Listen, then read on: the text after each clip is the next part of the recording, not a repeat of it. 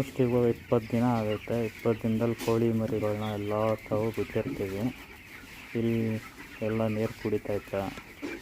Daily ಇದೇ ಥರ ಕೆಲಸಗಳಿರುತ್ತೆ ಇದಕ್ಕೆ. ಇವಾಗ ಬಂದು ಫೀಡ್ ಹಾಕೋಕ್ಕೆ ಬಂದಿದ್ದೀನಿ.